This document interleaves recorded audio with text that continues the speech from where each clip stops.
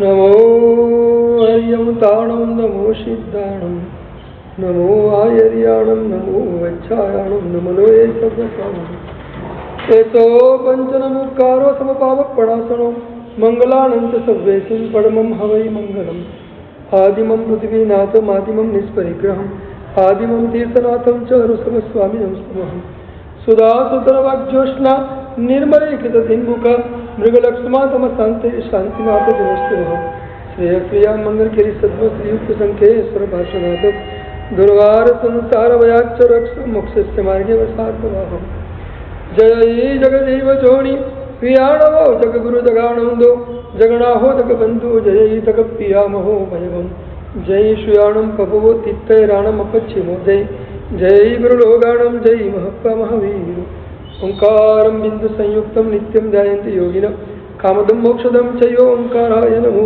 नमः सर्वारिष्टप्रणाथाय सर्वादुष्टार्थदायिने सर्वलब्धिनिधानाय गौतम स्वामिने नमः ज्ञानध्यानक्रियाधिकारी कुशलप्रद्युम्न जेता गुरुम् अन्तर्लोचनमेघोत्पासितं यस्य ओंकारेण सुसेवितं सततम् ओंकारसेवाकर सोऽयं सम्यमनः सदा विजयते सिद्धिसूरीश्वर सोऽयं सम्यमनः सदा विजयते श्रीभद्रसूरीश्वर सोऽयं सम्यमनः सदा विजयते श्री ओंकारसूरीश्वर सोऽयं सम्यमनः सदा विजयते श्री अरविन्दसूरीश्वर सोऽयं सम्यसूरीश्वर अज्ञानतिमिरान्धनं ज्ञानाञ्जनशलाकया नेत्रम् उन्मीलितं येन तस्मै श्रीगुरवे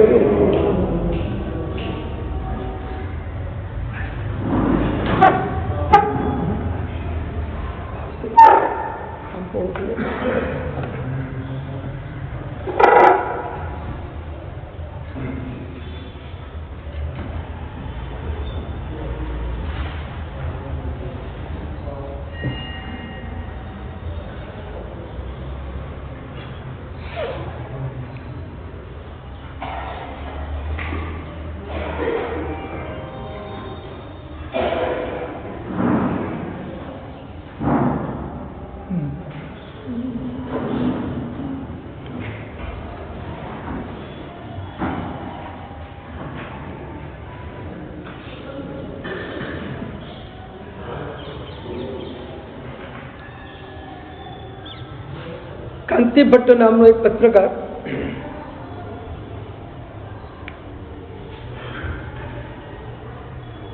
ગંગાની યાત્રા કરવા ગયો. ગંગાના કિનારે 4-5 કિલોમીટર ચાલ્યો. ગંગાની હવા માણી, ગંગાના વાતાવરણને માણી અને ચાલતા ચાલતા આગળ એક ઋષિનો આશ્રમ આવ્યો. ઋષિના આશ્રમમાં પ્રવેશ કરી અને ઋષિને મળ્યો.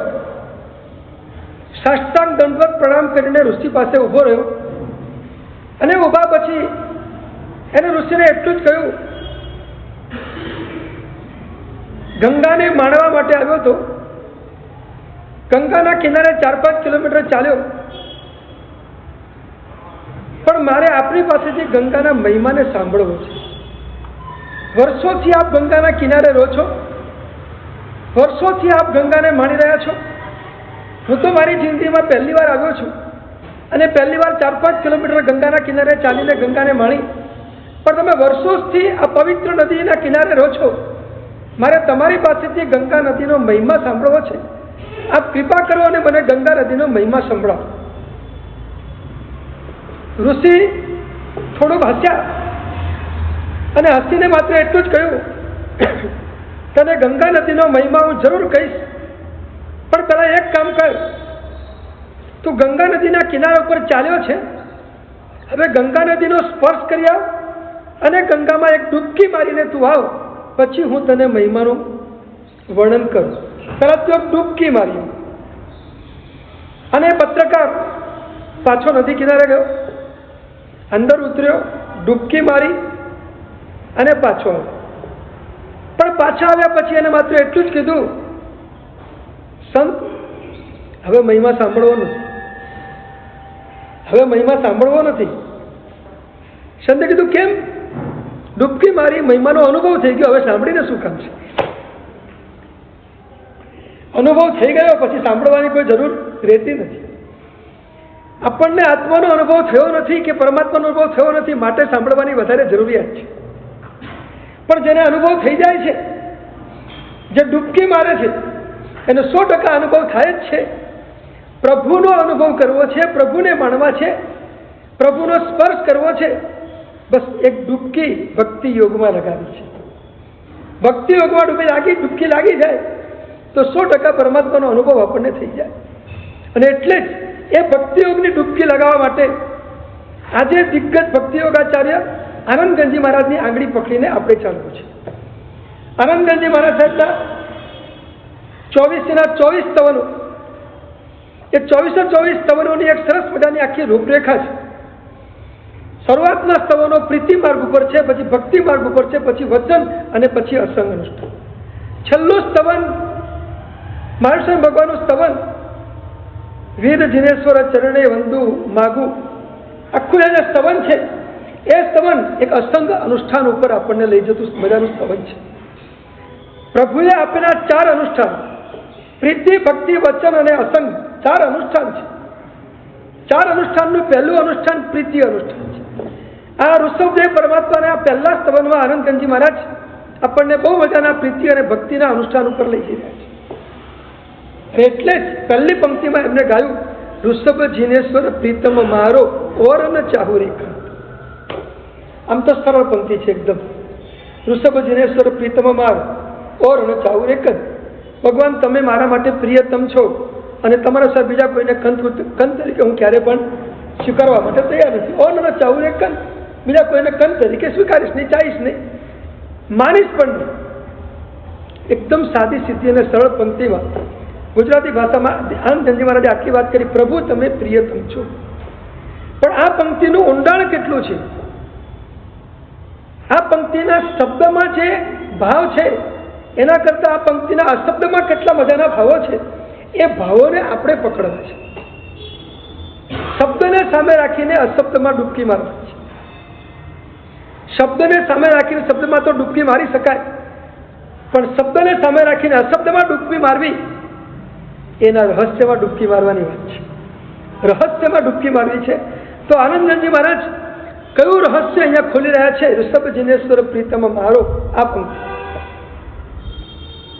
આનંદગંજી મહારાજ સાહેબના આ સ્તવનોના અર્થો કરવા અને એના રહસ્યોને ખોલવા બહુ અઘરું કામ છે. જ્ઞાન વિમલ સુરેશ્વરજી મહારાજ સાહેબ આપણા ભક્તિ યોગના એક સરસ મજાના સ્તવનકાર મહર્ષિ થયા. ઘણા સ્તવનો જ્ઞાનવિમલ સુરેશ્વરજી મહારાજ સાહેબે બનાવ્યા. જ્ઞાનવિમલ સુરેશ્વરજી મહારાજ સાહેબના જીવનની અંદર એક નિયમ હતો. એક નિયમ, સવારે ઉઠું અને જ્યાં સુધી શત્રુંજયનું એક સ્તવન ન બનાવું ત્યાં સુધી મારે નૌકારસીનું પથખાણ નહીં ભરવું. રોજ એક સ્તવન નવું શત્રુંજયનું બનાવું. કેવા સ્તવનકાર હશે, કેવા ભાવો એમને પ્રગટતા હશે. રોજ સ્તવન બનાવવું એ કઈ બહુ સહેલી વાત નથી, કેટલું અઘરું છે. આપણે તો નિરાશામાં રોજ સ્તવન નવું ચોપડીમાં જોઈને બોલતા નથી, અને આ તો નવું બનાવવાની વાત છે. રોજ નવું સ્તવન બનાવો, સવારે ઉઠે ને રોજ નવું સ્તવન શત્રુંજયનું બનાવો. એવો શત્રુંજય પ્રત્યેનો એમનો ભાવ. એ જ્ઞાનવિમલ સુરેશ્વરજી મહારાજ સાહેબ એમને એકવાર ઈચ્છા થઈ કે મારે આનંદગંજી મહારાજ સાહેબે જે સ્તવનો બનાવ્યા છે એ સ્તવનો ઉપર ક્યાંક લખાણ કરવું છે, એના રહસ્યોને ખોલવા છે. અને લખવા માટે બેઠા. આનંદગંજી મહારાજ સાહેબના સ્તવનો ઉપર ને પદો ઉપર લખવા બેઠા, પણ કે લખી નહીં શકાય. થોડું ઘણું લખાયું પણ એમને પોતાને સંતોષ ન થયો કે આનંદગંજી મહારાજ સાહેબની આટલી ઊંડાણભરી પંક્તિમાં આવું વિવેચન ચાલે કેવી રીતે? આ તો છીછરું વિવેચન છે, હજુ ઊંડાણ જોઈએ આમાં. પણ હવે મારા ત્યાં ઊંડાણ પકડાતું નથી, કેવી રીતે કરું? બહુ એમના સરસ મજાની જીવનની આ એક વાત. જ્ઞાનવિમલ સુરેશ્વરજી મહારાજ આનંદગંજી મહારાજ સાહેબના રહસ્યો ખોલવા માટે 6 મહિના સુધી સુરતમાં સૂરજ મંડન દેરાસરમાં ભગવાન પાર્ષદની સામે બેસી 6 મહિના સુધી જાપ કર્યો, સાધના કરી, અને જે શક્તિ પ્રાપ્ત થઈ એ શક્તિથી પછી એમને આનંદગંજી મહારાજ સ્તવનોનું રહસ્ય ખોલ્યું. 6 મહિના ધ્યાનમાં ગયા, અને 6 મહિના ધ્યાનમાં ગયા પછી એમના બધા રહસ્યો ખોલ્યા. તમે કલ્પના કરો કે આનંદગંજી મહારાજ સાહેબને ખોલવા કેટલા બધા કઠિન છે. આવા વિદ્વાન, પ્રખર ગીતકાર, પ્રખર વ્યાખ્યાકાર, અને એ 6 મહિના સુધી ભીતરમાં ઉતર્યા ત્યારે આનંદગંજી મહારાજના રહસ્યો એમને પકડાયા. એટલે એ આનંદગંજી મહારાજ એની આંગળી પકડીને આપણે ચાલવું છે. તમારે ચાલવું છે ને? બેસવું છે કે ચાલવું છે? મારી સાથે ચાલશો ને? બરાબર. ચાલવું છો? ચાલવા માટે છે ને બરાબર ટાઈમ ખ્યાલમાં રાખજો. બરાબર. બહુ અદભુત વાત આ સ્તવનની પંક્તિમાં આનંદગંજી મહારાજે કહી છે. ઋષભજીનેશ્વર પ્રીતમ માલ, ભગવાન તમે મારા માટે પ્રિયતમ છો, આટલું કહીને એક ઊંડાણમાં ગયા. એ ઊંડાણ એ છે કે ભક્તિ યોગમાં ડૂબવા માટે, ભક્તિ યોગને માણવા માટે સૌથી પહેલી કન્ડિશન છે તમે પરમાત્મા સાથે તમારો એક સંબંધ જોડ્યો. પ્રભુ સાથે સંબંધ જોડાયા પછી જ ભક્તિ યોગનો આનંદ માણી શકાય. ભક્તિ યોગનો આનંદ માણવા માટે પરમાત્મા સાથેનો એક સંબંધ, કારણ કે સંબંધથી ફિલિંગ આવે. સંબંધ વગર ફિલિંગ નથી આવે. તમારા સાંસારિક જગતનો એક નિયમ છે, જ્યાં સંબંધ નથી ત્યાં કોઈ ફિલિંગ્સ નથી, અને જ્યાં સંબંધ છે ત્યાં બધે ફિલિંગ્સ છે. તમને અંદરથી એક લાગણીઓ પેદા થાય છે. સંબંધ છે માટે લાગણી પેદા થાય, સંબંધ છે માટે પ્રેમ પેદા થાય, સંબંધ છે માટે એક ફિલિંગ્સનો અનુભવ થાય, એના પ્રત્યેનો એક લાગણીનો અનુભવ તમને સંબંધ છે માટે થાય. સંબંધ ન હોય તો કઈ થાય? એઝ ફોર એક્ઝામ્પલ તમને એક વાત કરું. તમે રોજ ઘરેથી ઓફિસ જતા હો, અને ઓફિસે જતી વખતે રોજ વચમાં તમને એક યુવાન મળે, રોજ મળે, અને તમારી સાથે હાય હલ્લો પણ કર્યો. કેમ છે દોસ્ત, મજામાં? એ પણ તમને પૂછે કાકા મજામાં છો? પછી તમે આમ જાઓ, તમારી ઓફિસ એના જોબ ઉપર જાય, તમે ભૂલી જાઓ, એ પણ ભૂલી જાય, વાત પૂરી થઈ ગઈ, રસ્તામાં હાય હલ્લો થઈ ગયો, વાત પતી ગઈ. આવું ઘણા દિવસ સુધી ચાલે. પણ કોઈ ઋણાનુબંધના સંયોગથી એ જ યુવાન તમારો જમાઈ બને, અને પછી તમને રસ્તામાં મળે. હવે બોલો, હવે એની સાથે વાતચીત કેવી થાય? ફરક પડે, ઘણો ફરક પડે. યુવાન તો એનો એ જ છે, તમે પણ એના એ જ છો. તમારાના યુવાન વચ્ચે કોઈ ફરક નથી પડ્યો, છતાં વાતચીતમાં કેમ ફરક પડે? વચ્ચે એક સંબંધનું જોડાણ છે, એક સંબંધ બંધાયો, અને સંબંધ બંધાયો એટલે એ વાતચીત કરવાનો આખો ટોન બદલાઈ ગયો, એ વાતચીત પાછળની લાગણી બદલાઈ ગઈ, એ વાતચીત પાછળના સ્પંદનો બદલાઈ ગયા, બધું બદલાઈ ગયું. એને જોવાનો એક નજારો બદલાઈ ગયો, જોવાની એક દ્રષ્ટિ બદલાઈ ગઈ. પહેલા અત્યાર સુધી યુવાન હતો, હવે તમારો જમાઈ બની ગયો. આખી જોવાની દ્રષ્ટિ બદલાઈ ગઈ, અંદરનું વલણ બદલાઈ ગયું, અંદરની વાતચીતની આખી વ્યાખ્યા બદલાઈ ગઈ, બધું બદલાઈ ગયું એકમાત્ર સંબંધના આધાર. તો ભૌતિક જગતમાં સંબંધના આધાર ઉપર જ વાતચીત જામે. સંબંધ ન જામે ત્યાં સુધી વાતચીત ન જામે. પ્રભુ પાસે આપણે જઈએ, સંબંધ બાંધીને જઈએ તો વાતચીતની જમાવટ થાય, અને સંબંધ બાંધ્યા વગર જઈએ તો એમને વાતચીત કરીને પાછા. બોલો, મજા શેમાં આવે?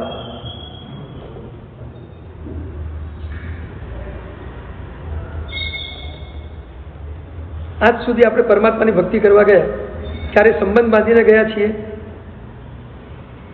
આ આનંદગંજી મહારાજ સાહેબનો બહુ મોટો ઇશારો છે, કારણ કે એમને પ્રિયતમ તરીકે સંબંધ બાંધી અને પછી ભક્તિની યાત્રા શરૂ કરી.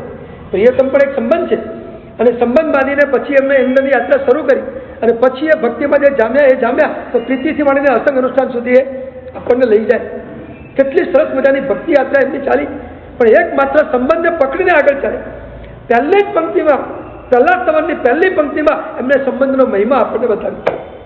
એકમાત્ર પ્રિયતમ શબ્દ લખીને આપણને સંબંધના ઊંડાણમાં લઈ આનંદગંજી મહારાજ લઈ જઈ રહ્યા છે. એટલે પહેલા નંબરમાં સંબંધથી વાતચીત જામે. આજે 3 ચીજ બતાવી છે. સંબંધથી શું જામે? સંબંધથી પહેલા નંબરમાં વાતચીત જામે. જેની સાથે સંબંધ બંધાય એની સામે વાતચીત કરવાનો આખી મજા બદલાઈ જાય, ટોપ બદલાઈ જાય, અને એનું ફિલિંગ્સ પણ આખું અલગ રીતનું આવે. તો સંબંધથી વાતચીત જામે. બીજા નંબરની બહુ મજાની વાત કરવી છે. અકબરે એની રાજસભાની અંદર બિરબલને કહ્યું, બિરબલ માગ, તું માગે તે તને આપી દે, માગે તને આપવા તૈયાર છે, તારે શું જોઈએ છે બોલ. મેં મારા 9 રત્નો પૈકીના 8 રત્નોને મારી ઈચ્છા પ્રમાણે જે આપવું તે બધાને આપી દીધું છે. તારા માટે સ્પેશિયલ ઓફર છે, તું જે માગે તે આપવું છે. તમારે શું લેવું બોલો? અમે આપીએ લેવું છે કે તમે માગો એ અમે આપીએ જોઈએ? બિરબલ ને અકબરની ઓફર છે, તું માગે તે આપીશ, બાકીના 8ને મેં શું આપ્યું? મારી ઈચ્છા હતી એ આપ્યું. હવે હું તમને પૂછું છું, મારી ઈચ્છા પ્રમાણે આપું કે તમારી ઈચ્છા છે પ્રમાણે માગો એ આપું?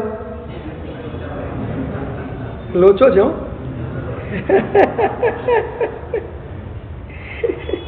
બોલો, તમારી ઈચ્છા પ્રમાણે આપું કે મારી ઈચ્છા પ્રમાણે આપું? હે તો 14 પથકા લેવા ઉભું થવું પડશે બાજુ.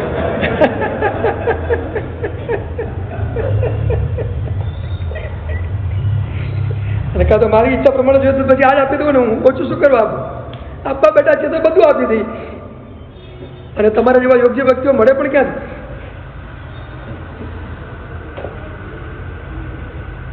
આજ સુધીમાં ભગવાન પાસે આપણી ઈચ્છા પ્રમાણે જ માગ્યું છે. ક્યારેક તો ભગવાને એટલું કહો કે ભગવાન મારી ઈચ્છા પ્રમાણે તો અનંતકાળથી માગતો આવ્યો છું,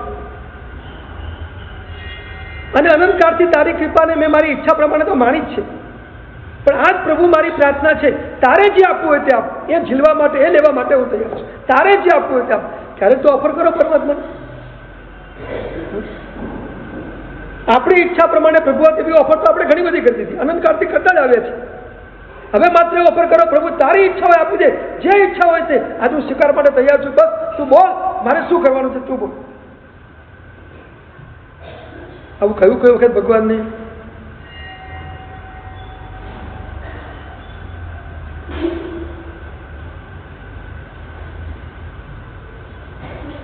પહેલા નંબરમાં સંબંધનો આનંદ ત્યારે આવે છે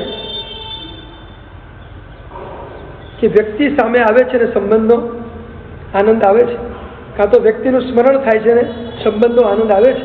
આપણે ભગવાન પાસે જઈએ છીએ ત્યારે ભગવાન મારી સામે સાક્ષાત બેઠા છે એવો ભાવ આપણી પાસે કે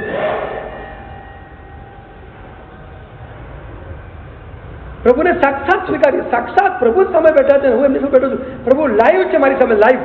તમારી આજની મોબાઈલની ભાષામાં કહું તો લાઈવ છે, લાઈવ. પ્રભુ લાઈવ છે, ઓનલાઈન છે, લાઈવ છે અને ઓનલાઈન છે. જ્યારે જાઓ ત્યારે પરમાત્મા ઓનલાઈન છે. બોલો, પકડાય છે ઓનલાઈન પરમાત્મા. દેરાસરમાં જાઓ ને પ્રભુ ઓનલાઈન બેઠા છે, તૈયાર છે. તમારે ઇન્ટરનેટનું કનેક્શન કરી દો, પ્રભુ તૈયાર છે, વાત કરવા તૈયાર છે. તમે જે માગો તે આપવા તૈયાર છે ને એમની ઈચ્છા પ્રમાણે આપવા પણ તૈયાર છે. બધું પરમાત્મા તૈયાર છે. તમે ઓનલાઈન છો, પરમાત્મા પાસે જાઓ ત્યારે પ્રભુ ઓનલાઈન છે. બોલો, તમે ઓફલાઈન છો? બોલો, શું જોઈએ છે પરમાત્મા પાસે? અકબરે બિરબલને કહી દીધું, તારે જે જોઈએ તે માગી દે, એ બધું આપવા તૈયાર છે. અને બિરબલ કે આપણે મારે કઈ જોઈતું નથી. અરે પણ ભલા માણસ, તારા પર આટલો બધો હું પ્રસન્ન છું, સામે તું ઓફર કરજો, તારે જે જોઈએ તે માગી લે. હવે તું કચા શું કરવા કરે છે? જે જોઈએ તે માગી લે, મારે કાંઈ જોઈતું નથી. પણ નહીં, તારે મારી પાસે માગવું તો પડશે. બોલ, શું જોઈએ છે બોલ. કે તમે બહુ આગ્રહ કરો છો તો હું જે માગું એ તમે આપશો? માગો એ આપશો? તો કે આપીશ. તમે શું વાંધો છે, તું માગે આપી દઈશ. તો કે એક કામ કરો, મારે બીજું કંઈ જોઈતું નથી. તમે જ્યારે જ્યારે રાજસભામાં પ્રવેશ કરો ત્યારે માત્ર મારા ખભા ઉપર હાથ મૂકીને પ્રવેશ કરજો. મારા ખભા ઉપર હાથ મૂકીને તમારે રાજ દરબારમાં પ્રવેશ કરવા, અને જ્યારે પણ નીકળો ત્યારે મારા ખભા ઉપર હાથ મૂકીને આપણે બહાર નીકળો. આટલું કામ કરો. આટલી માત્ર મારી માગણી છે. આ સિવાય મારે બીજું કંઈ જોઈતું નથી.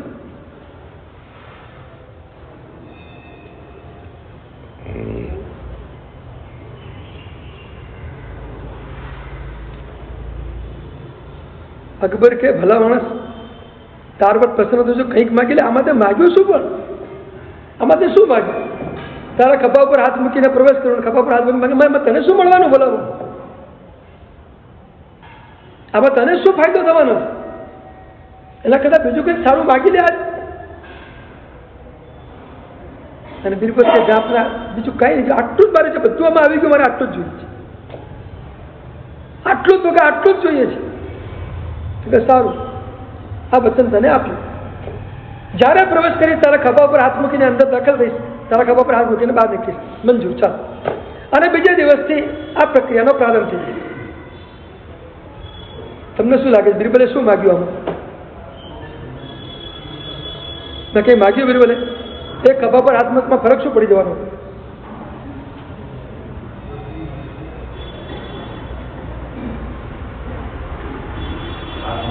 એક સામાન્ય માણસ તમારા ખભા ઉપર હાથ મૂકીને ચાલે અને એક રાજા તમારા ખભા ઉપર હાથ મૂકીને ચાલે, બે વચ્ચે કે અંતર કરું?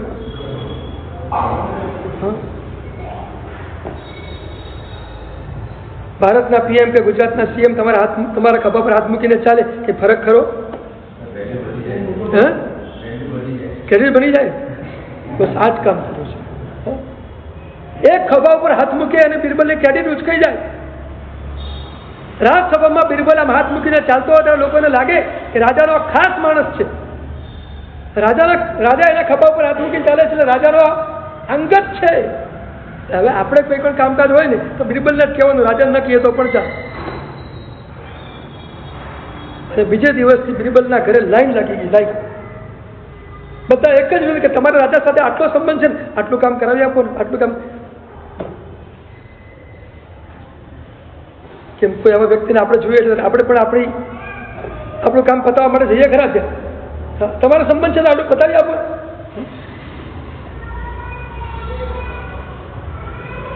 એક રાજા ખભા પર હાથ મૂકી અને જો આટલી બધી અસર થઈ જાય તો એક પરમાત્માની કૃપા આપણા પર પડી જાય અને એ પરમાત્મા સાથે આપણો સંબંધ બંધાઈ જાય તો શું થઈ જાય? કેટલો મોટો ફરક પડી જાય. રાજા ખભા ઉપર હાથ મૂકી અને બિરબલની યોગ્યતા વધી જાય, એની ક્રેડિટ વધી જાય, યોગ્યતા વધી જાય. પરમાત્મા સાથે આપણો સંબંધ બંધાઈને આપણી યોગ્યતા અને આપણી ક્રેડિટ જામી જાય એવું અનુભવાય છે. એવું વિચાર્યું છે કોઈ દિવસ કે પ્રભુ સાથે સંબંધ બાંધીશ તો મારી ખરેખર ક્રેડિટ વધી જશે? જોરદાર.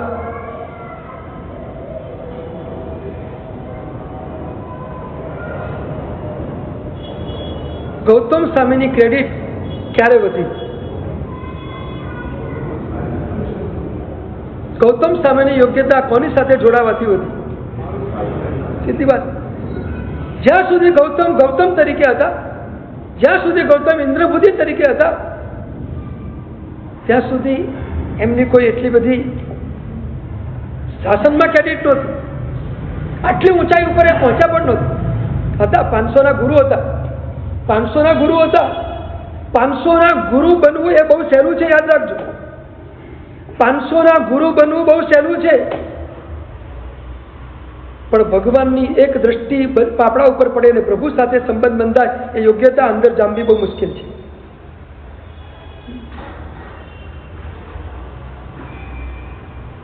પ્રભુ સાથેનો આપણો સંબંધ અંદરથી બંધાઈ જાય પછી એ સમયની બહુ જોરદાર યોગ્યતા છે. એ આપણી ઉપાદાનની શુદ્ધિ છે અને ઉપાદાનની શુદ્ધિ વિના પ્રભુ સાથે ક્યારે વાસ્તવિક તાત્વિક સંબંધ બાંધી શકાતો નથી. ઔપચારિક સંબંધો બધા હોઈ શકે પણ ઔપચારિક સંબંધોનું બહુ લાંબુ કોઈ મૂલ્ય નથી. પ્રભુ સાથે અનૌપચારિક સંબંધ હોય, પ્રભુ સાથે એક અદભુત અંદરનો સંબંધ હોય ત્યારે સમજો કે આપણી યોગ્યતા છે માટે પ્રભુ સંબંધ બંધાયો છે અને પ્રભુએ આપણી યોગ્યતાનો સ્વીકાર કર્યો છે માટે સંબંધ બંધાયો છે. પ્રભુ સાથે ગૌતમ સ્વામીનો સંબંધ બંધાયો. એક ક્ષણથી ગૌતમ સ્વામી ઉચકાવા માંડે એટલું જ નહીં, ગૌતમ સ્વામીની અંદરની શુદ્ધિની શરૂઆત. પ્રભુને જોયા અને ગૌતમ સ્વામીનો અહંકાર ધીમે ધીમે ધીમે ધીમે પીગળવા. બસ પ્રભુના શાસનના બે મહત્વના કાર્યો છે. બે બહુ મહત્વના કાર્યો છે. કાં તો પીગળી જાઓ ને કાં તો પલળી જાઓ. કાં તો પીગળી જાઓ ને કાં તો પલળી જાઓ. બસ પ્રભુને જોવો એટલે ભીના ભીના ભીના ભીના થઈ જાઓ એટલે પલળી જાઓ અને પ્રભુના વાસ્તવિક દર્શન કરો, વિતરાગતાના દર્શન કરો અને અંદરથી પીગળવા માંડો. પીગળવું અને પલળવું એ જ પ્રભુને જોયા પછીની સરસ મજાની પ્રક્રિયા છે. પરમાત્માને જોઈએ અને આપણે અંદરથી પલળી જઈએ કે વાહ કેવા પરમાત્મા મને મળ્યા છે, બસ એ પીગળી જઈએ, પલળી જઈએ. અને પ્રભુને જોઈને આપણો અહંકાર તૂટતો જાય એટલે પીગળી જઈએ. પલળવું અને પીગળવું એ બે જ મહત્વની ઘટના છે. પ્રભુને મળ્યા એટલે પછી પલળવાની શરૂઆત થઈ અને પ્રભુમાં ડૂબ્યા એટલે પીગળવાની શરૂઆત થઈ. પ્રભુને મળો એટલે પલળવાની શરૂઆત થાય, વિનાશની શરૂઆત થાય, અને પ્રભુમાં ડૂબો એટલે પીગળવાની શરૂઆત થાય. એટલે અહંકાર અંદરનો તૂટતો જાય. ગૌતમ સ્વામીએ પ્રભુના દર્શન કરીને અહંકાર તૂટતો ગયો. જે ક્ષણે એમને પ્રભુ તરીકે ઓળખાણ થઈ કે હા આ સર્વજ્ઞ તીર્થંકર જૈન શાસનના છેલ્લા 24માં થવાના બાકી હતા એ જ લાગે છે, તે ક્ષણથી ગૌતમ સ્વામી અંદરથી બદલાવાની શરૂઆત થઈ ગઈ.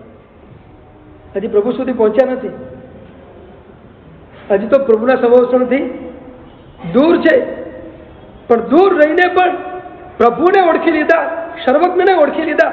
આ સર્વજ્ઞ છે, આ તીર્થંકર છે, બસ હવે પતી ગયું. અને અહંકાર ધીમે ધીમે ધીમે ધીમે જવાની શરૂઆત થઈ. જો અહંકાર થોડો પણ પીગળ્યો ન હોત, એક તર્ક તમને આપું, એક લોજિક તમને આપું, જો અહંકાર ગૌતમ સ્વામીનો અંદરથી થોડો ઘણો પણ પીગળ્યો ન હોત તો આ સર્વજ્ઞ છે એવી ખબર પડે છે ગૌતમ પાછો વળી જાત અને ત્યાં જવા સુધી મજબૂર કોને કરે? ગૌતમ સ્વામી ત્યાં પહોંચ્યા છોકરા, પ્રભુને જોઈ લીધા, શિષ્યો સાથે પાછા વળવું હતું, અહંકારને મજબૂત રાખો તો હવે નથી મળવું, કઈ જવા દો ને પાછા વળો, શું ફરક પડે? એકને નહીં મળો તો મારા જીવનમાં શું લાંબો ફરક પડી જવાનો? મારું જીવન તો એવું ને એવું જ ચાલવાનું છે. હું તીર્થંકર સુધી ન પહોંચું તો મને શું વાંધો આવવાનો? મારા 500 શિષ્યો કઈ રવાના થવાના નથી, મારા 500 શિષ્યો કઈ નીકળી જવાના નથી, મારી જે કીર્તિ અને ખ્યાતિ છે એમાં કઈ વાંધો આવવાનો નથી, તો મારે જવાની જરૂર શું છે? આવો કોઈ વિચાર ઇન્દ્રપુત્રી ગૌતમને પરમાત્માને જોયા પછી આવ્યો જ નથી, કોઈ વિકલ્પ જ નથી આવ્યો. અને એ જ બતાવે છે કે પરમાત્માના દર્શન થયા અને ગૌતમ સ્વામી અંદરથી પીગળવાની શરૂઆત. આ ગૌતમ સ્વામીએ પ્રભુના દર્શન કર્યા અને યોગ્યતા પ્રગટવાની શરૂઆત થઈ. અહંકારનું તૂટવું એટલે આપણી યોગ્યતાનું પ્રગટ થવું. કસાય અંદરથી જાય એટલે આપણી યોગ્યતા પ્રગટ થાય, કસાય ન જાય ત્યાં સુધી યોગ્યતા પ્રગટ થઈ જશે. કસાયની મંદતાથી યોગ્યતા પ્રગટ થતી નથી, કસાયના નાશથી આપણી અંદરની યોગ્યતા પ્રગટ થાય છે.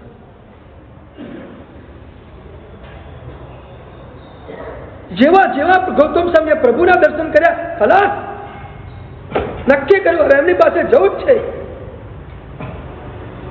અને એટલે મક્કમતાપૂર્વક એક પગલું ઉપાડીને ભગવાન સુધી પહોંચ્યા. પાછા વળવાનો લેશ વિચાર એક ક્ષણમાં પણ ગૌતમ સ્વામીને આવ્યો નથી. હું પાછો વળી જાઉં, સર્વજ્ઞ છે અને પોતાને ખબર છે કે હું સર્વજ્ઞ નથી. દુનિયા ભલે ગૌતમને સર્વજ્ઞ માને, પણ ગૌતમને પોતાને ખબર છે કે હું સર્વજ્ઞ નથી, કારણ કે મારા મનમાં શંકા છે માટે હું સર્વજ્ઞ નથી. આ વાત ગૌતમ સ્વામીને અંદરથી ખબર છે, પોતે જ સ્વીકારીને ચાલે છે કે હું સર્વજ્ઞ નથી. દુનિયા ભલે ગૌતમ સ્વામીને સર્વજ્ઞ કહેતી હોય.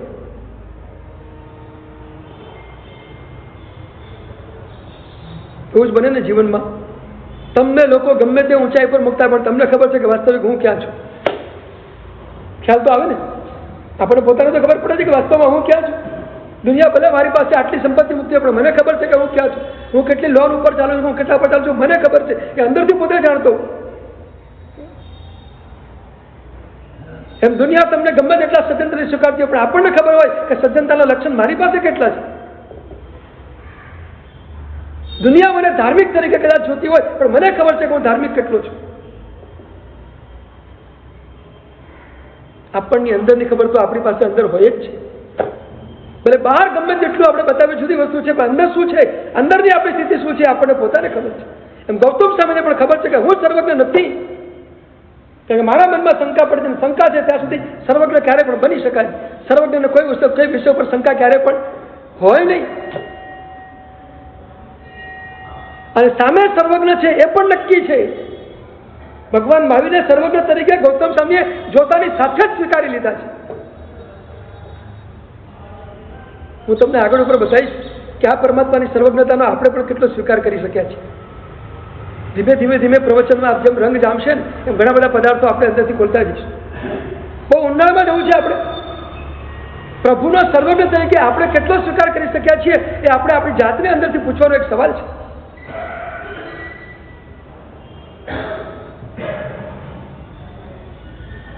અને ગૌતમ સ્વામી મક્કમ પગલા ઉપાડીને છેક ભગવાન સુધી પહોંચ્યા. આપણે વાત એટલી જ કરવી છે આજે. ગૌતમ સ્વામી નરેન્દ્ર સ્વામી રાખીને એટલું કહું છે કે ભગવાન સાથેનો ગૌતમ સ્વામીનો સંબંધ બંધાયો પછી ગૌતમ સ્વામીની યોગ્યતા કયા ટોચ ઉપર પહોંચી, ક્યાં પહોંચી? ભગવાન મળ્યા પહેલાના ગૌતમ અને ભગવાન મળ્યા પછીના ગૌતમ બે વચ્ચેનું અંતર કેટલું? 50,000 કેવડીના શિષ્ય બનવાનું સદભાગ્ય પ્રભુ સાથે સંબંધ બંધાયા પછી પ્રગટ્યું છે.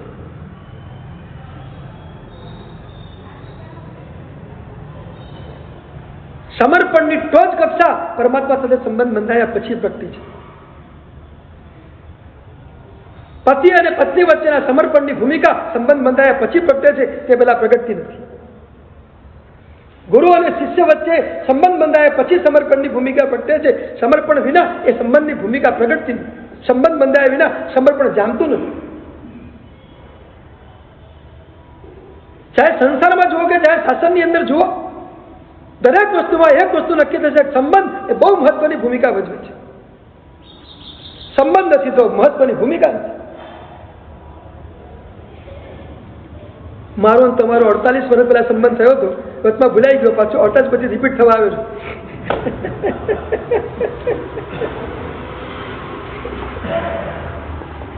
4 મહિના આપણા સંબંધમાં ડૂબવાનું છે.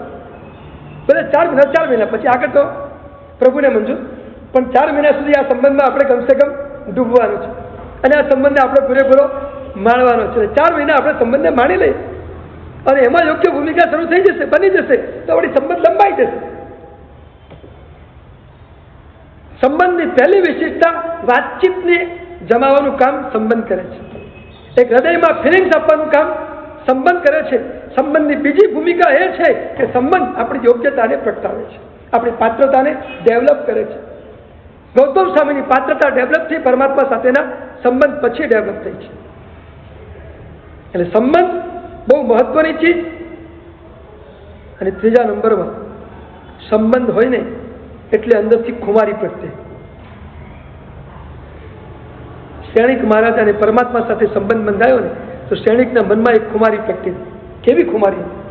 100 અંટરના ફટકા ખોણિકના કહેવાથી પેલો નોકર મારતો હતો. 100 અંટરના ફટકા એને પડતા હતા રોજ.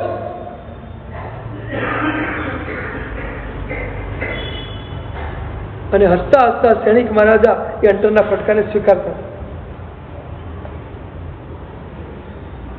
ન તો કોણિક પ્રત્યેનો દુર્ભાવ, ન તો હંટરના ફટકા મારવા વાળા પ્રત્યેનો દુર્ભાવ. લેશ માત્ર એમના પ્રત્યેનો કોઈ દુર્ભાવ નહીં, કોઈ ક્રોધનો અંશ નહીં, કોઈ તિરસ્કાર નહીં, કોઈ ધિક્કાર નહીં, કશું જ નહીં. જે મારે છે એને સ્વીકારે છે.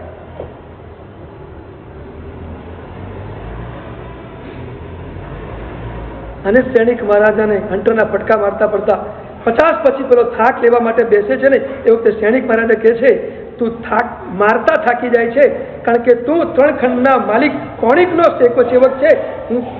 હું માર ખાતા થાકતો નથી કારણ કે હું 3 લોકના નાથ પરમાત્માનો સેવક છું. આ સંબંધ શું ખુમારી છે! 100 અંટરના ફટકા ખાતી વખતે પણ શ્રેણિકની પાસે આ ખુમારી છે. હું પરમાત્માનો સેવક છું, પરમાત્માનો ભક્ત છું, હું થાકી છી, તું 100 મારે કે 1000 મારે અને કાંઈ ફરક પડતો નથી. છે ને ખુમારી. પાલીતાણાની એક મજાની ઘટના છે. પાલીતાણાની અંદર એક વ્યક્તિ પાલીતાણા રાજમાર્ગ ઉપરથી પસાર થઈને દાદા સુધી પહોંચે અને છડી પોકારતો પોકારતો પહોંચે અને દાદા પાસે જઈને જોરદાર દાદાની છડી પોકારે. આખા પાલીતાણામાં એની છડી પ્રસિદ્ધ બની ગઈ. એવા ભાવથી, એવા રણકાર સાથે, એવા ટોકા સાથે એ છડી પોકારે. આજુબાજુમાં કેટલા લોકો એ છડીને સાંભળવા માટે ઉભા. જબરદસ્ત એની છડીનો મહિમા. છડી એટલે ખબર છે ને શું બોલે છડીમાં? સોને કે છડી રૂપિયા કે બરાબર તમને આવડે છે.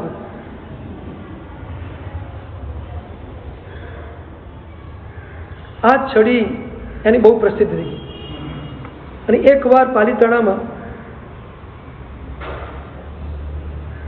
ત્યાંના કોઈ રાજાની સવારી નીકળી અને કરશન નામનો આ છડી પોકારતો માણસ એક ખૂણા ઉપર ઉભો હતો. રાજાની પર નજર પડી અને કહે છે, હે કરશન, તો દાદા આપની આદિનાથની છડી બહુ પોકારે છે, આજ મારી આજ્ઞા છે, મારી છડી પોકાર, મારી છડી બોલતું, આજના જગ્યાએ મારું નામ બોલશે, આજુબાજુનું બધું એક સરખું ચાલશે. અને કરશન ખુમારી સાથે બોલ્યો, છડી તો દાદાની જ પુકારીશ, તમારી જિંદગીમાં નહીં પુકાર. મારા મોઢામાંથી છડી તો દાદાની જ નીકળે, બીજા કોઈ નહીં નીકળે. આ એક ખુમારી.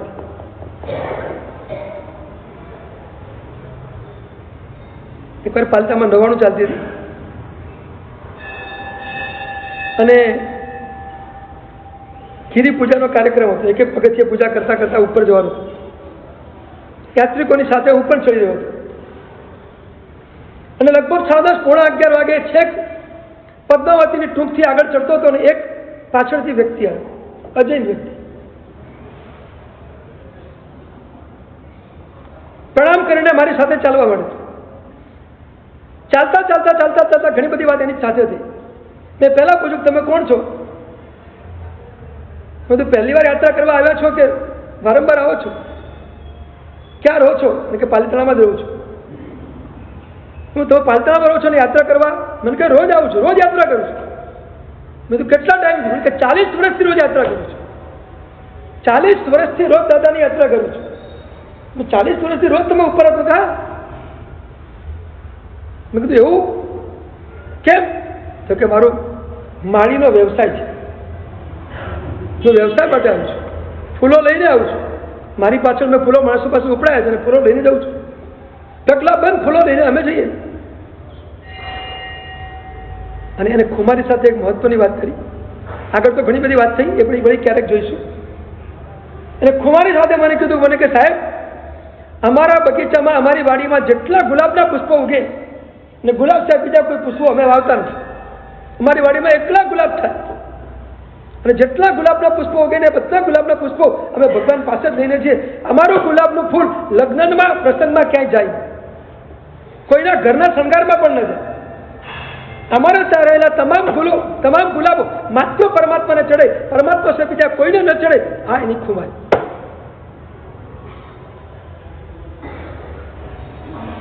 બોલો, તમારી ખુમારી કેટલી? તમારા ઘરકર સિવાય બાકીનું જે કંઈ વધે એ બધું પ્રભુના શાસનને ચડે, એ સિવાય બીજા કોઈને ન ચડે. બરાબર? હું કન્ડિશન સાથે બોલું છું. બધું મને ખબર છે કે તમારી કન્ડિશન મારે કરવી જ પડે, એટલે હું કન્ડિશનની સાથે બોલે, પાછળ આપણે લાંબી ચર્ચા ન થાય એટલું. બરાબર? ઘર ખર્ચ સિવાયના બાકીના જે પૈસાની બચત થાય એ શાસનમાં જ ચડે, બીજે ક્યાંય ચડે નહીં. બરાબર? કેમ અઘરું છે?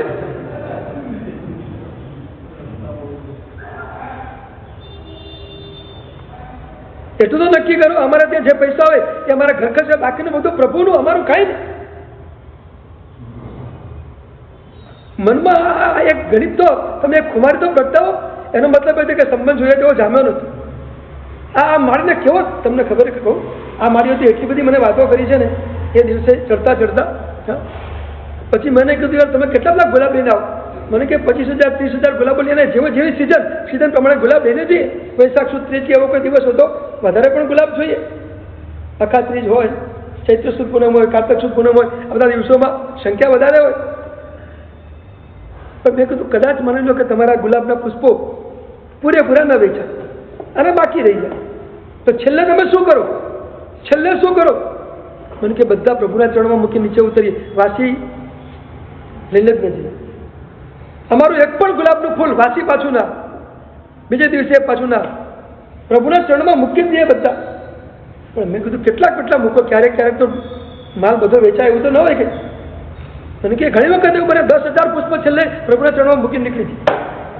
મેં તો કેટલો બધો લોસ થાય.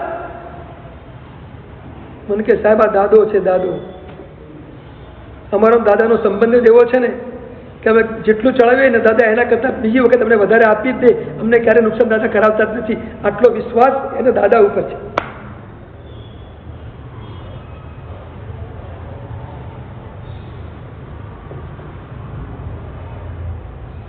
₹100 તાળા ઉપર તમને વિશ્વાસ છે.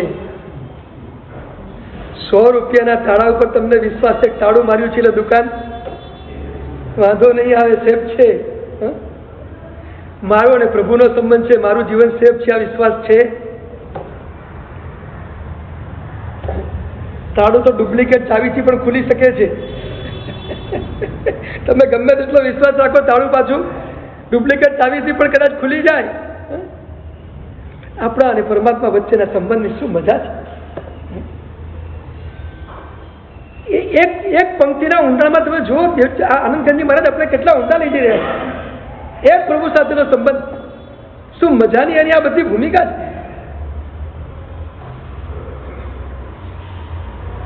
અમારું પુષ્પ એક પણ લગ્નના પ્રસંગમાં જાય નહીં, સંસારના કોઈ કાર્યમાં વપરાય નહીં. જે વપરાય એ બધું માત્ર ભક્તિમાં જ વપરાય. કેટલી ખુમારી હશે એની પાસે.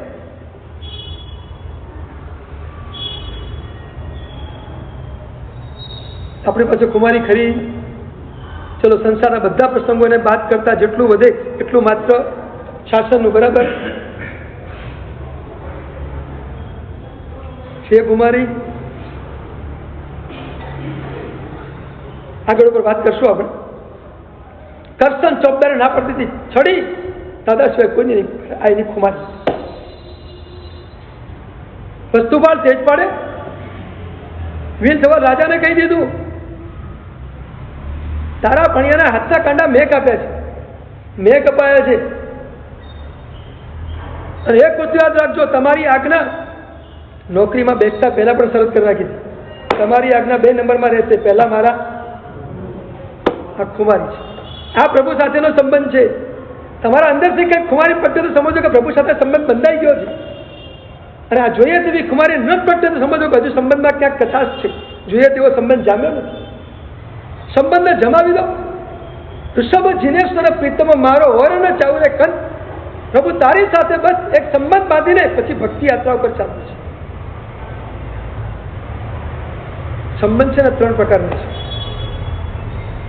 એક ઔપચારિક સંબંધ હોય, એક અનૌપચારિક સંબંધ હોય અને એક આત્મીયતાના સંબંધ. 3 સંબંધો છે.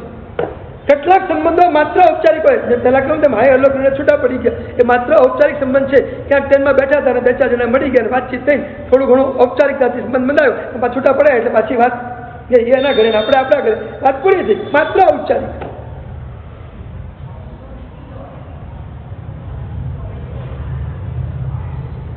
કેટલાક સંબંધો ઔપચારિક છે તો કેટલાક સંબંધો અનૌપચારિક છે. અનૌપચારિક એટલે વાસ્તવિક. તમારા સંસારમાં ભાઈ બહેનના સંબંધો, માતા પિતાના સંબંધો, ભાઈ ભાઈના સંબંધો, આ બધા સંબંધો છે, બધા કેવા છે? અનૌપચારિક છે. કેટલાક સંબંધો અનૌપચારિક છે. અને એક વસ્તુ યાદ રાખજો, અનૌપચારિક સંબંધ એ એક પ્રકારના લોહીના સંબંધો છે.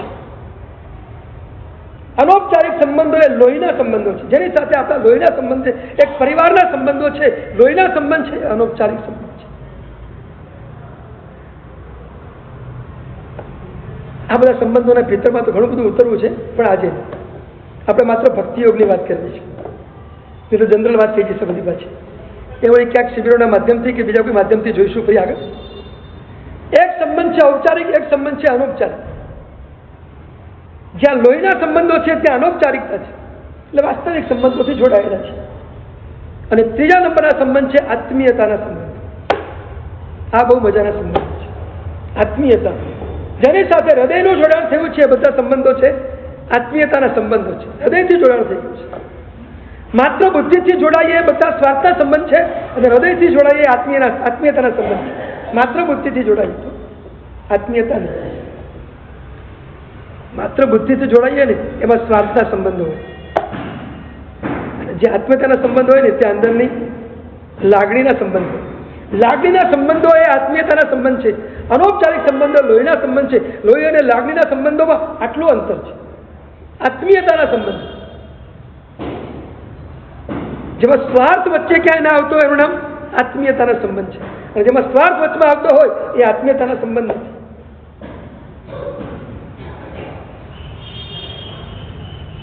જેલમાં એક કેદી હતો. 15 વર્ષની કેદ એને સજા રૂપે થઈ હતી. 15 વર્ષ એને જેલમાં રહેવાનું.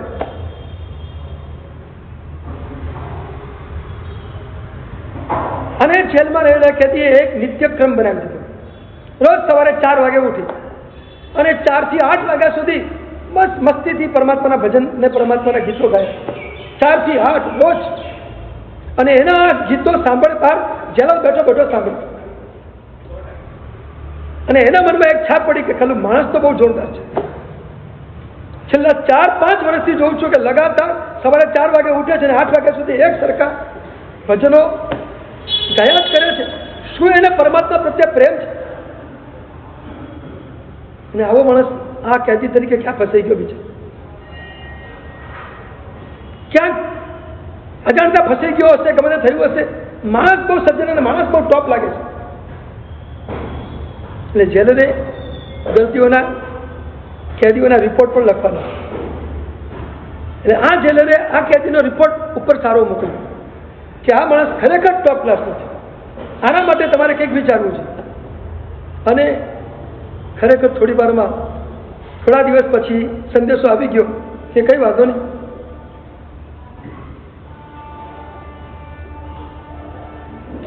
તમારા રિપોર્ટથી અમે નક્કી કર્યું છે કે હવે એને આપણે છૂટો કરી દઈશું.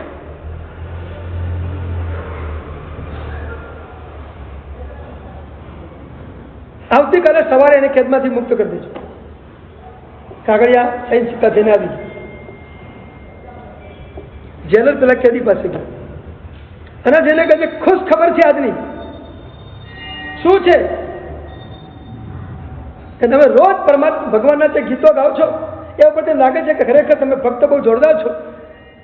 કોઈક કારણસર તમારા હાથે ક્યાંક કોઈ દુર્ઘટના થઈ ગઈ હશે, ક્યાંક ગુનો થઈ ગયો હશે અને તમે આવી ગયા હશો. પણ હવે તમારી અત્યાર સુધીની તમારી સારી વર્તણૂક જોયા પછી મેં નક્કી કર્યું છે હવે તમને આવતીકાલે કેદમાંથી મુક્ત કરો. અને પેલો પણ ખુશ થઈ ગયો.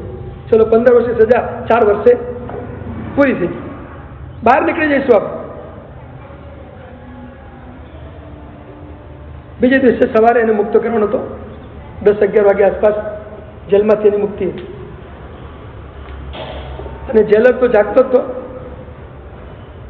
અને 4 વાગ્યા એને થયું કે હમણાં પેલો જાગશે અને સ્તવન ગીતો શરૂ થશે. 4 વાગ્યા 5 વાગ્યા કશું સંભળાતું નથી. 4 વર્ષથી લગાતાર જે સાંભળતો હતો ગીતો પરમાત્મા ભક્તિના, હવે કશું સંભળાતું નથી. 6 વાગ્યા હજુ શરૂ થયું નથી. 7 વાગ્યા હજુ શરૂ થયું નથી. 8 વાગ્યા હજુ કંઈ શરૂ થયું નથી. રોજ 4 થી 8 જે હમણાં આટલું બધું ગાતો હતો આજે ગયો ક્યાંય? થયું શું? એને રૂમમાં જઈને એને તપાસ કરી કે આ માણસ શું કરે છે. તો પેલો આરામથી ઊંઘ્યો હતો, આરામથી સૂતો. પેલા જેને ઉઠાડો કે અલા ભલા માણસ, તું રોજ સવારે 4 થી 8 રોજ ગાતો હતો, આજે કેમ ગાતો નથી? કે મારું કામ પતી ગયું, હવે ગાવાની શું જરૂર છે? નહીં સમજ્યા બરાબર? હું જેના માટે ગાતો હતો એ કામ તો પૂરું થઈ ગયું, હવે શું ગાવાનું? હવે તો જલસા કરવાના, આપણે છૂટા થઈ ગયા આજે. આ ભક્તિ કયા સ્તરની કહેવાય? આપણી પરમાત્મા સાથેની જે ભક્તિ છે ને જે સંબંધ છે એની ભૂમિકા કઈ છે એ આપણે જોવાનું છે. માત્ર તમને સંબંધની ભૂમિકા ખોલવી છે. ઋષભ જિનેશ્વર પ્રીતમ મારો ઓરણ ચાવરે કંત, મારો અને પરમાત્મા સાથેનો સંબંધ કયો છે? અનૌપચારિક છે, આત્મીયતા વાળો છે? કયો સંબંધ છે મારો અને પરમાત્મા સાથે? પ્રભુને જોઉં છું મારા હૃદયમાં કોઈ ફિલિંગ ઊભી થાય છે, કોઈ કંપનોનો કોઈ આંદોલનો પેદા થાય છે. શું થાય છે પરમાત્માને જોયા પછી? બસ એ વાત આપણે જોઈ રહ્યા છીએ. આનંદગંજી મારા સાથે ફિલિંગ થઈ ગયું કે મારા તમે પ્રિયતમ છો, એક ફિલિંગ થઈ ગયું છે. અને પછી આખી પ્રિયતમની ધારાથી એમની ભક્તિની ધારા આગળ ચાલી. આપણે પરમાત્મા સાથે ક્યાં જવું છે? આત્મીયતાના સંબંધો કયા? જ્યાં જ્યાં લાગણીના સંબંધો છે ને ત્યાં આત્મીયતાના સંબંધો છે.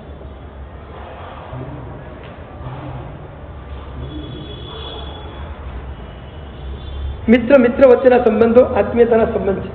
શેઠ અને નોકર વચ્ચેના સંબંધો પણ એક આત્મીયતાના સંબંધ છે. તમે જુઓ,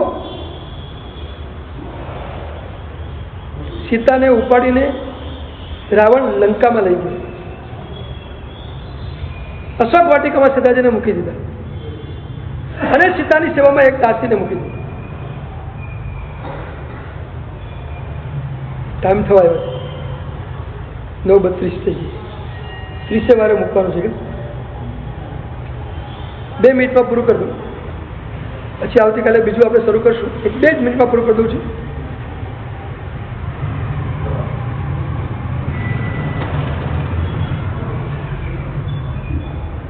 સીતાજીની સેવામાં રાખેલી દાસી સીતાજીની જબરદસ્ત સેવા કરે અને સીતા સાથે આત્મીયતા બંધી.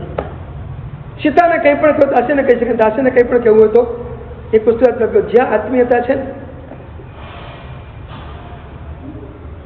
ત્યાં ગમે તેટલી ભાષા કર્કશ બને ને તો પણ કર્કશતા લાગતી નથી. ગમે તેટલી ભાષા કડવી બને તો કડવાશ ક્યાંય, કારણ અંદરની આત્મીયતા છે. જ્યાં તમારી આત્મીયતા છે ત્યાં કડવાશ ક્યારે પણ અનુભવાતી નથી, અને આત્મીયતા ન હોય ત્યાં કડવાશ અનુભવ્યા વગર રહેવાતું નથી. સીતાજી એકવાર બેઠા હતા, દાસી સામે ઊભી હતી અને સીતા અચાનક બેભાન થઈને ઢળી પડ્યા. દાસીએ પાણી છાંટીને સીતાજીને ભાનમાં લાવ્યા, અને ભાનમાં લાવ્યા પછી સીતાજી આક્રંદ કરે, રડે, વિલાપ કરે, અને દાસી એને સમજાવે કે સીતા તને થયું છે શું? આજે અચાનક આ વિલાપ, આ આક્રંદ, આ રુદન, અચાનક શું થયું તને? આજ સુધીમાં તને સ્વસ્થ જોઈ છે, પ્રસન્ન જોઈ છે, આવી સ્થિતિમાં જિંદગીમાં ક્યારે પણ જોઈ નથી. આટલા વર્ષોથી તું અહીંયા છે, હું રોજ તારી સેવા કરવા માટે આવું છું, તારી સાથે આત્મીયતા બંધાઈ ગઈ છે, તું આટલો બધો આક્રંદ ને વિલાપ, અને તું બેભાન કેમ થઈ ગઈ? એ સવાલ છે. કોને જોઈને તું બેભાન થઈ? તને શું યાદ આવી ગયું?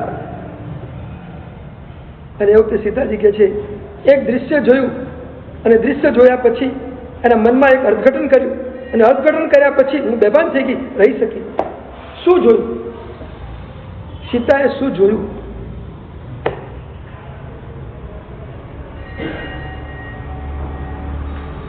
સીતાએ એટલું જ કીધું, એક ભમરી ક્યાંકથી ઈયળ લઈ આવી, અને ઈયળ લઈને ભમરી પોતાના દરમાં પેટી,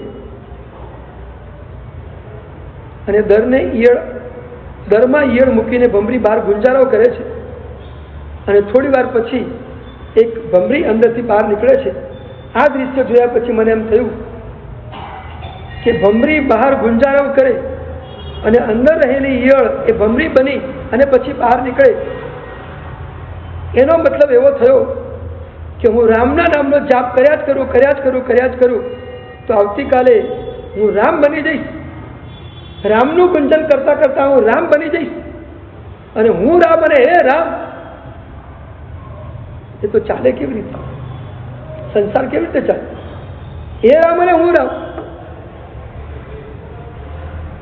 અને એટલે આ એક ચિંતન કરતા કરતા મારી બેચેની એકદમ વધી ગઈ અને હું મૂર્છા ખાઈને ઢળી પડી. એ વખતે દાસીએ બહુ મજાની વાત કરી.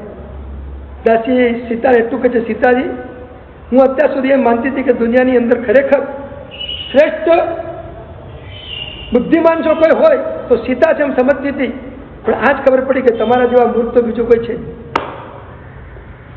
એક દાસી સીતાને એમ કે તું મૂર્ખ છે, અને સીતા એને હળવાશથી સાંભળી લે. આનું નામ આત્મીયતા.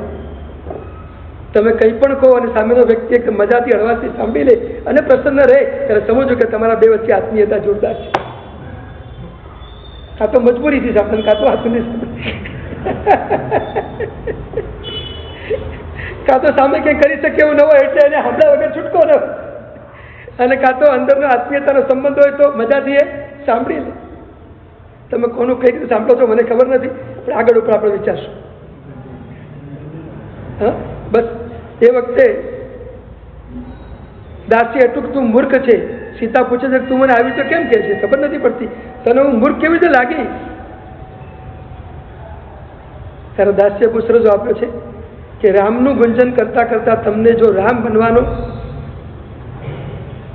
વિચાર આવે છે કે હું રામ બની જઈશ તો ચિંતા શું કરા કરો છો? રામ સીતા સીતા કરે છે, એ સીતા બની જશે, તમે ચિંતા શું કરા કરો છો?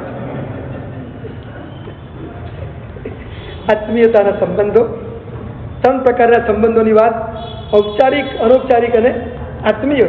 ઋષભ જિનેશ્વર પ્રીતમ મારો, પરમાત્મા સાથે કયા સંબંધની ભૂમિકા આપણે બનાવી છે. બસ આવતીકાલે બહુ મજાની એક સંબંધની ભૂમિકા ઉપર નીકળવું છે. શક્રસ્તવમાં સિદ્ધર્થસિંહની મહારાજ બહુ સરસ મજાની વાત કરે છે. તમે માતા પિતા નેતા દેવો ધર્મ ગુરુ પર. પ્રભુ તમે માતા છો, પિતા છો, નેતા છો, દેવ છો, ગુરુ છો, બંધુ છો. પ્રભુ સાથેના તમામ સંબંધોને સ્વીકારીને એક સરસ મજાની યાત્રા ઉપર જઈ શકાય છે. અને એ સંબંધો કઈ ભૂમિકા ઉપર કેવી રીતે પરમાત્મા તે સ્વીકારવા એની બહુ મજાની વાત આપણે હવે પછીના વ્યાખ્યાનમાં કરીશું. આવતીકાલે સમય કેટલા વાગે?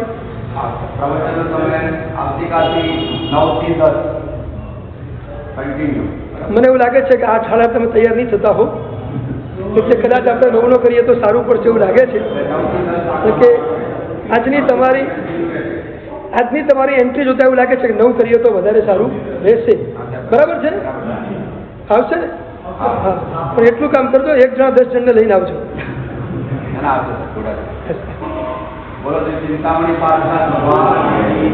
ખાસ પરમ પદ જોડે સંબંધ બાંધી દેજો આવતીકાલથી. ખાસ એટલું કરજો ગમશે. પરમ પૂજ્ય આચાર્ય ભગવાન શ્રી ભાગ્યપૂજ્ય મહારાજ સાહેબ આદિ ચરણમાં કોટી કોટી વંદન, શ્રાવક શ્રાવિકોને પ્રણામ. આ ચાતુર્માસમાં કયો તપ કરાવવા પ્રેરણા આપી હશે સાહેબ? પરમ પદ એટલે જે બી શ્રાવિકાઓ શ્રાવકો ના જોડાયા હોય તો જોડાવા ખાસ વિનંતી છે, અને એના 5 પેઢીમાંથી મળી જશે. સાહેબ જોડે પૂજ્યશ્રીના હાથે જેમને પણ 5 લીધો છે એમને એમની એન્ટ્રી સન્માન ના કરાવી હોય તો જરૂરથી કરાવજો. એ અતિ આવશ્યક છે.